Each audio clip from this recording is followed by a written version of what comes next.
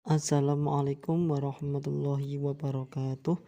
Perkenalkan, saya Muhammad Hidayatul Ulum, NIM 1905036 100, Prodi S1 Perbankan Syariah C3.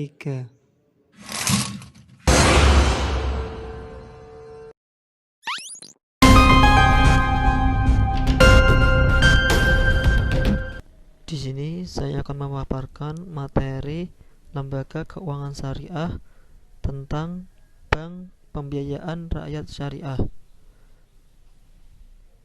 A. Pengertian dan dasar hukum BPRS. Pengertian BPRS yaitu bank yang melaksanakan kegiatan usaha berdasarkan prinsip syariah yang dalam kegiatannya tidak memberikan jasa dalam lalu lintas pembayaran. Dasar hukum BPRS yaitu bisa bentuk perseroan terbatas atau PT, koperasi, atau perusahaan daerah. UU nomor 21 tahun 2008 tentang bank syariah telah mengatur secara khusus eksistensi bank syariah di Indonesia. B. Fungsi dan peran BPRS. Fungsi 1. Meningkatkan kesejahteraan ekonomi umat Islam, terutama masyarakat golongan ekonomi lemah yang berada di perdesaan. 2. Menambah lapangan kerja, terutama di tingkat kecamatan. 3. Membina semangat ukhuwah Islami melalui kegiatan ekonomi dalam meningkatkan pendapatan per kapita. 4. Untuk mempercepat perputaran aktivitas perekonomian. 5. Untuk memenuhi kebutuhan jasa pelayanan perbankan bagi masyarakat. Selanjutnya, peranan BPRS yaitu memberdayakan ekonomi umat dengan mengembangkan ekonomi golongan lemah, yaitu dengan mengembangkan UMKM. BPRS juga membiayai sektor pertanian guna meningkatkan perekonomian petani.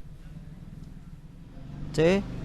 Perbedaan BPRS dan BPR yaitu akad dan aspek legalitas. Adanya Dewan Pengawas Syariah dalam struktur organisasinya yang bertujuan mengawasi praktik operasional BPR Syariah agar tidak menyimpang dari prinsip syariah. Penyelesaian sengketa yang terjadi dapat diselesaikan melalui badan atribase syariah maupun pengadilan agama.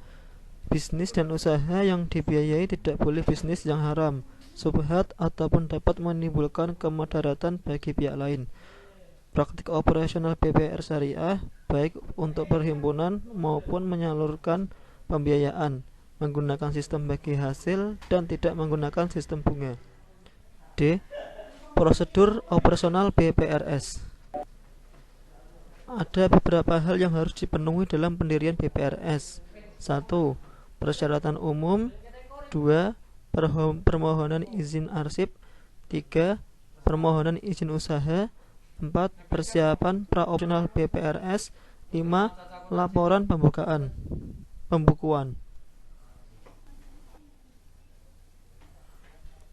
Persaingan di wilayah perbankan mikro sangat ketat dihadapi oleh BPRS.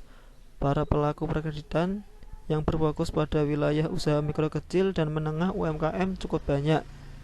Bukan hanya BPRS yang memfasilitasi permodalan para pelaku UKM. Saat ini BPRS bersaing dengan para pelaku online seperti Dompetku, Ahlakul, dan lain sebagainya. Bukan hanya itu, dari wilayah perbankan yang dibawahi oleh BUMN seperti BTN, Mandiri, BNI, BRI bermain di wilayah mikro. Ditambah lagi untuk perbankan swasta yang dimotori oleh perbankan asing. Itulah perkembangan BPRS di Indonesia. Jika melihat dari tingkat urgensi di masyarakat tanah air, tentunya BPRS menjadi hal yang urgent dilakukan. Melihat dari kata BPRS sudah jelas bagaimana ekonomi kerakyatan berbasis umat. BPRS menjadi pilihan untuk diperkuat dan perkembangan perbankan di tanah air mengacu pada sistem syariah.